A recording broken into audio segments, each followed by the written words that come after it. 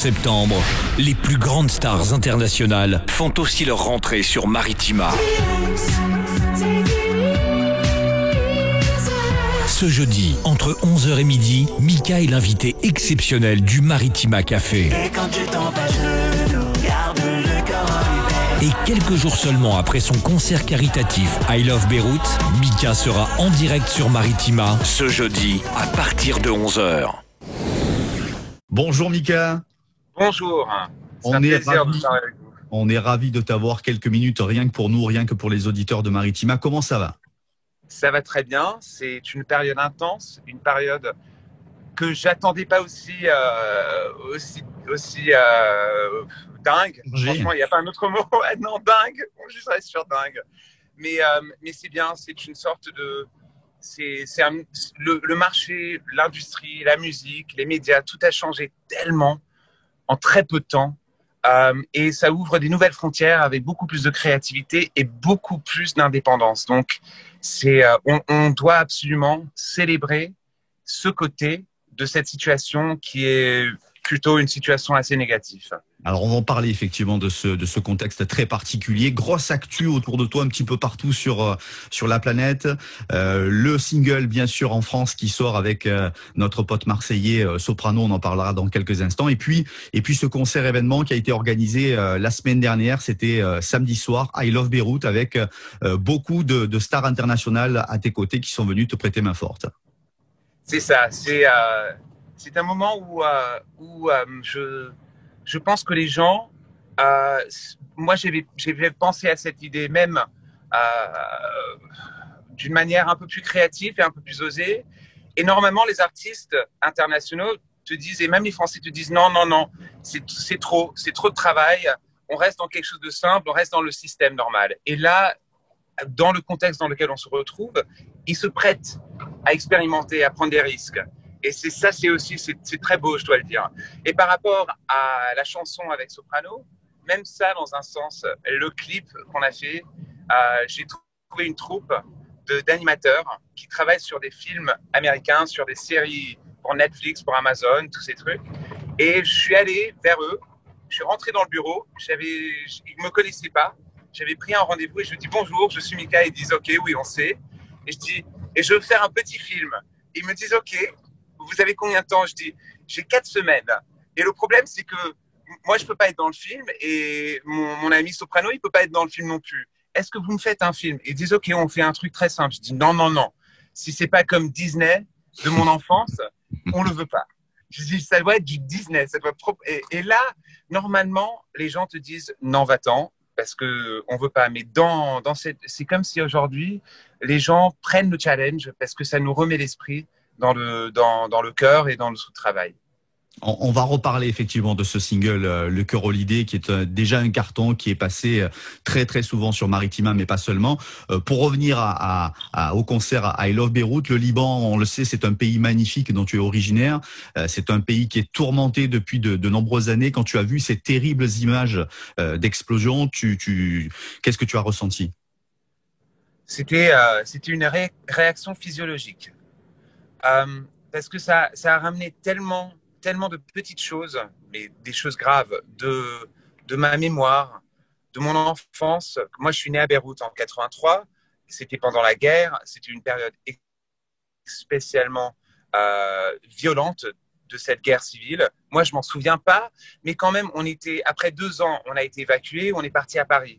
Et j'ai grandi dans une communauté aussi qui était transplantée de Beyrouth. Et donc, c'était comme si en fond d'écran, il y avait toujours les conversations de la guerre, le bilan à la semaine de qui a été touché, quel bâtiment a été détruit, qui avait perdu leur maison, qui était victime.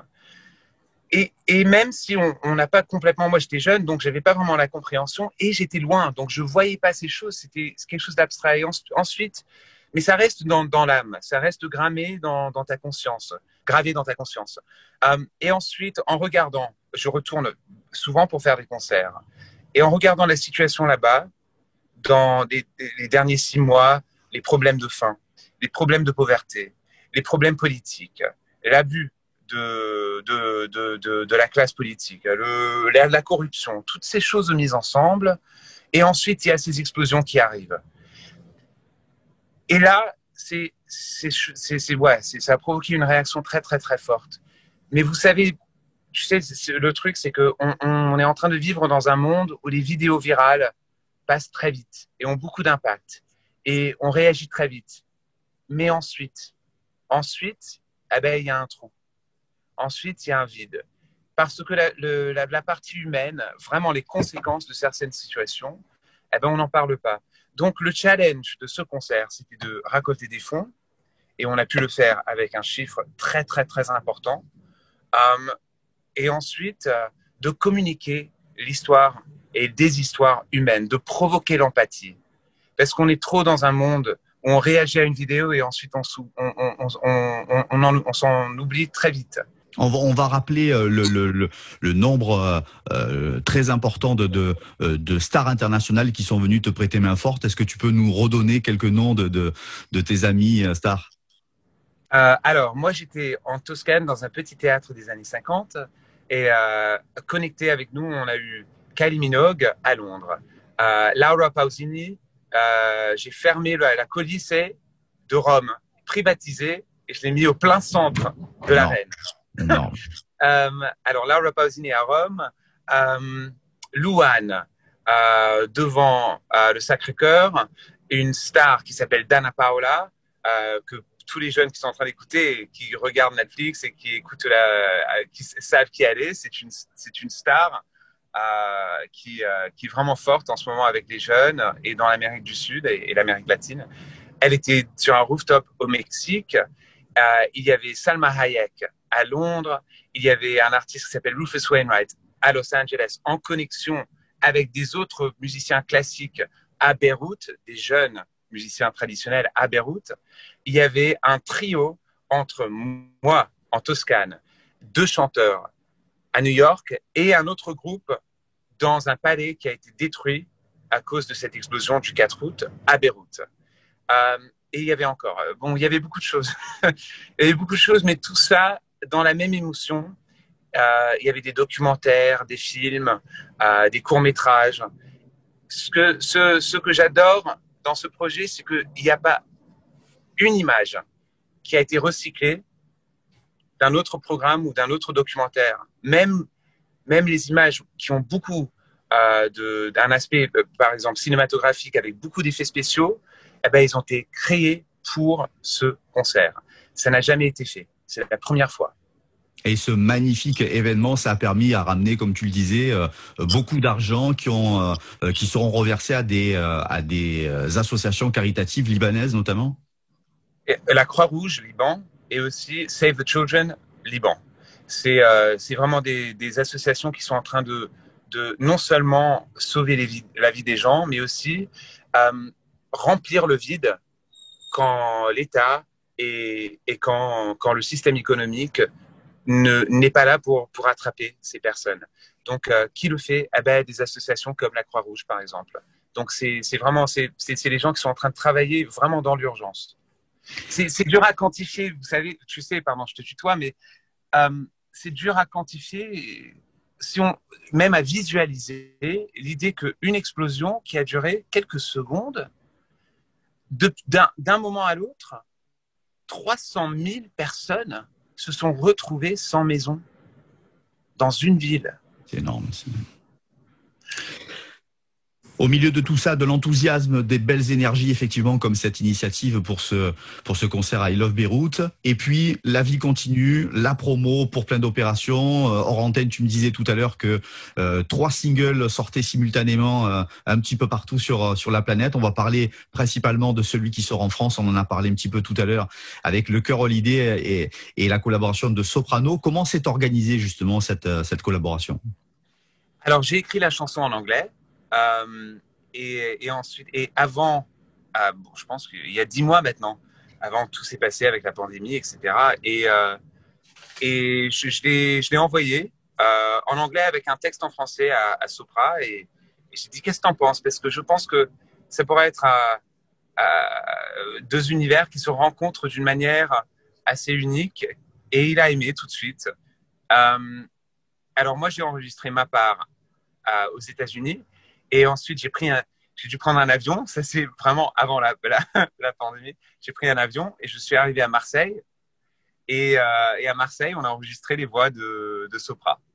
Le Cœur Holiday, c'est bien sûr un hymne à l'optimisme et aux ondes positives envoyées à toutes celles et à tous ceux qui traversent des épreuves. Malheureusement, on en traverse tous. Justement, le Covid, c'était une période un peu particulière pour toi parce que tu as été touché de plein fouet, ta petite famille notamment. Oui, oui, et comme beaucoup de familles, c'était un moment suspendu de très haut stress. Donc, c'était surréaliste de vivre cette période, comme pour tout le monde. Et déjà, la manière que la vie change d'un moment à l'autre, et ensuite, quand ça commence à faire peur dans le cœur familial, c'est là où ça prend encore une autre ampleur. Et grâce à Dieu, je pense que ma famille, pour l'instant, elle est OK. Ils sont OK, ils ont récupéré, ma mère a récupéré. Je sais que pour Soprano, c'était une période encore plus difficile. Donc, ouais, c'est Oui, ce qu'on peut dire. Qui a perdu son papa justement aux Comores à l'occasion de cette pandémie. Cette période du Covid, ça a été un bouleversement pour tout le monde, pour toutes les familles, mais aussi un bouleversement professionnel, notamment pour toute la filière culturelle, spectacle, événementiel. Tout est figé désormais depuis plusieurs mois. Est-ce qu'on en fait trop, selon toi, au niveau des interdictions d'organisation, ou est-ce que tu comprends quand même le principe de précaution sanitaire? Je pense qu'il n'y a pas assez d'informations. On ne comprend pas assez ce que c'est. Et je pense que c'est pas nécessairement les blocs et les règles comme précaution qui me préoccupent. Bien sûr, ça me préoccupe, et bien sûr, je suis frustré comme les autres. Mais ce qui m'a vraiment frustré, c'est la manque de collaboration à un niveau international. Chaque semaine, un pays disait un autre truc. Là, les Anglais disaient un autre truc. C'est là où on a vu les failles. On a vu à quel point il y a vraiment une manque dans une crise comme ça. Il y a eu une manque de collaboration à un niveau massif, large. Et ça a seulement amplifier le niveau de stress, on était tous confus à la même manière. Il faut juste regarder ce qui se passe aux États-Unis, ce qui s'est passé à Trump. Avec Trump, c'est comme si chaque État vraiment prenait l'attitude d'un pays indépendant qui devait décider pour eux-mêmes. C'est à ce point-là, j'ai perdu un peu confiance à ce niveau-là. Je pense que la chose la plus importante, c'est de comprendre ce que c'est d'avoir un vaccin, c'est de pouvoir continuer la vie et de reprendre et de sauver les jobs de toutes ces personnes. On arrive à un moment critique. Et je pense que cet automne va être ça va être un grand challenge, on le sait. Est-ce que tu arrives à avoir une visibilité sur les prochaines tournées, sur les prochaines présences physiques, on va dire, avec le public? Vous savez, est-ce que tu t'es dit, par alors exemple... moi, ma philosophie, bon, c'est pas une philosophie, c'est ridicule de le dire, mais mon attitude, c'est dès le début, quand j'ai vu, parce que moi j'étais en Australie en tournée, et j'étais pour commencer. Évidemment, je devais commencer la partie chinoise. La partie chinoise a été annulée il y avait un petit peu de temps. Mais ensuite, la partie japonaise, ils ne voulaient pas annuler. Et moi, je disais, mais quand même, comment est-ce que vous pouvez faire ça? Parce qu'à un certain moment, c'était comme si ils voulaient que moi, je prenne la décision. Donc, au Japon, à un certain moment, on a fait un accord. On a dit, mais c'est pas possible. On doit annuler ensemble, les promoteurs avec les artistes. Et ils ont accepté. Corée du Sud aussi. Mais ensuite, par exemple, en Amérique du Sud, etc., c'est moi qui ai décidé d'annuler ma performance à Lollapalooza, en Amérique du Sud, tout ça, parce qu'ils ne prenaient pas la décision. Donc, moi, j'ai décidé de la prendre. Et donc, quand j'ai regardé tous ces trucs avec Coachella, tout ça qui était annulé, je me suis dit, OK, les festivals cet été, si on voit que vraiment il y a cette possibilité, il faut être ferme. Il faut dire, on va pas taquiner les gens, on va pas dire ok on repousse de 3 mois, ok on repousse encore 6 mois. C'est pas bien de faire ça. Moi je pense qu'il faut dire ok pour l'instant le concert qu'on avait en tête, eh ben il va pas se passer. Qu'est-ce qui va se passer l'année prochaine? On espère beaucoup. On espère beaucoup de musique. On espère beaucoup de moments ensemble.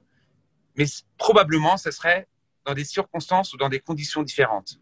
On doit les comprendre, ces conditions, avant de promettre trop de choses. Alors justement, le partage, c'est important. On parlait de collaboration avec Soprano sur ce nouveau single. On rappelle d'autres collaborations comme celle avec Ariana Grande pour Popular Song. Est-ce que c'est important pour toi de partager la musique avec d'autres artistes? Absolument, c'est vraiment c'est essentiel, je trouve. Moi, je suis un artiste pop éclectique. J'ai toujours fait une sorte de musique c'est construit d'une manière artisanale, mais quand même, je tiens à cette définition du pop. Et ça, c'est super important. Parce que souvent, la pop, elle est faite par, je sais pas, c'est d'une manière un peu... Ah, pardon, il y a un petit peu de bruit.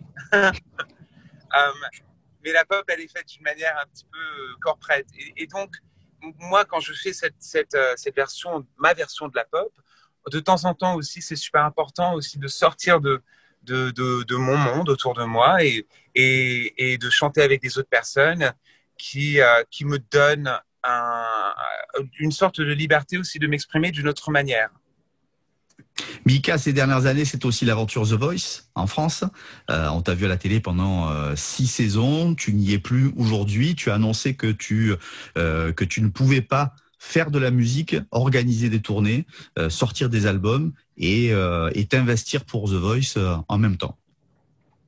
C'est ça. C'est littéralement quand je vais commencer cette tournée, c'était une tournée de 1 an et demi, presque 2 ans. Et donc, d'un point de vue planning, c'est pas possible. Mais aussi cette provocation, cette autoprovocation créative, de se dire ok, allez, on y va, on prend un risque. Peut-être ça va marcher, peut-être ça va pas marcher. Ça prend beaucoup d'énergie, ça prend beaucoup aussi de courage. Et de temps en temps, il faut se dédier à ça. Et donc, c'est pour ça que je me suis dédié plus à ça. Même, par exemple, avec le concert I Love Beirut, je n'ai pas dormi plus que 2 heures pendant la nuit pour mais vraiment pour dire la vérité, 5 jours, 5-6 jours.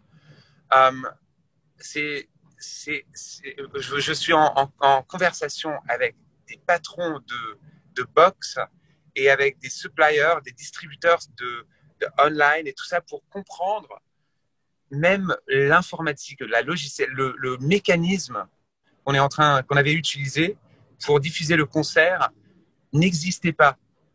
Donc, si j'étais en train de faire quelque chose d'autre, de se consacrer à un concert, un nouveau format de cette manière-là, qui est tout au service de la musique et d'une cause, eh ben ça prend ton monde, ça prend tout, ça t'avale. Et de temps en temps, c'est très important de pouvoir se laisser être avalé par un projet. Qu'est-ce qui t'a plu le plus, pour revenir un petit peu à cette aventure The Voice, qu'est-ce qui t'a plu le plus dans le programme? Le fait que j'ai pu, comme tu as pu comprendre dans cette interview, quand je parle, je parle. Les pauvres monteurs qui ont travaillé sur The Voice pour toutes ces années, eh ben, je peux te dire, ils m'aiment et ils m'aiment pas du tout. Hein. Et quand je parle. Mais ce qui était beau, c'était que j'ai pu, avant, j'étais quelqu'un que les gens ils connaissaient ma musique, ils connaissaient certaines images, etc. Mais là, j'ai pu m'exprimer, rentrer dans le salon des gens, parler musique, parler vie, parce que la vie, c'est aussi important que la musique. Et vous savez que, tu sais, je te vous tutoie. C'est la barbe, la vieillesse peut-être. Mais de m'exprimer de cette manière, c'est super important. Est-ce qu'on pourra te retrouver? Est-ce qu'on pourra te retrouver justement sur une prochaine saison de The Voice? On doit certainement te la poser systématiquement, celle-là. Ouais, on verra. Carpe diem. Pour l'instant, il y a plein d'aventures. Et voilà. Mika, en tout cas, a été l'invité exceptionnel ce matin du Maritima Café. Merci beaucoup, Mika. On a été ravis de t'avoir, rien que pour nous. On te souhaite plein de belles choses. N'hésitez pas à aller refaire un petit tour du côté du replay pour voir ce magnifique concert I Love Beyrouth. Et puis, nous, on espère te voir prochainement. On l'espère si les précautions sanitaires le permettent physiquement dans la région. Avec grand plaisir. À bientôt. Merci encore. À bientôt. Salut.